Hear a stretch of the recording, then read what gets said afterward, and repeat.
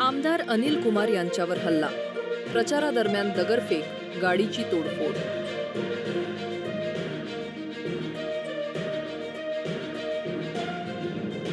उद्धव ठाकरे म्हणजे राजकारणाचं विकृत व्यक्तिमत्व, नारायण राणे यांची उद्धव ठाकरेंवर टीका.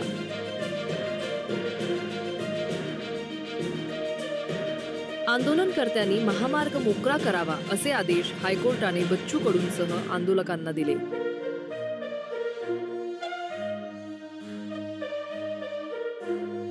डॉक्टर प्रकरणातील महिलेचे हॉटेलमधील आत्महत्यापूर्वीचे सीसीटीव्ही फुटेज व्हायरल.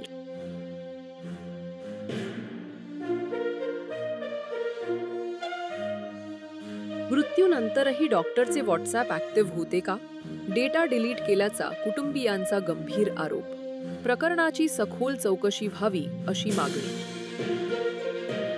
रब्बी हंगामात शेतकऱ्यांना मोठा दिलासा. खतांवरील 38,000 कोटींच्या अनुदानाला केंद्रीय मंत्रिमंडळाची मंजुरी. बेस्टच्या ताफ्यात 157 नवीन इलेक्ट्रिक बसगाड्या दाखल झाल्या आहेत, ज्यांचे लोकार्पण 28 ऑक्टोबर रोजी मुख्यमंत्री देवेंद्र फडणवीस यांच्या हस्ते झाले. सप्टेंबर नंतर राज्यात पुन्हा परतीच्या पावसाचे आगमन. मुंबईत ढगाळ वातावरण तर विदर्भात गारपिटीची शक्यता.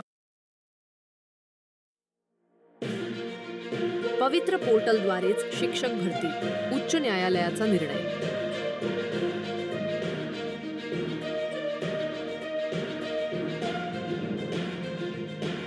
अजित पवार गटाला मोठा धक्का बसल्याचा आणि अजितदादांचे अनेक माजी आमदार भाजपच्या संपर्कात असल्याचा दावा रोहित पवार यांनी केला.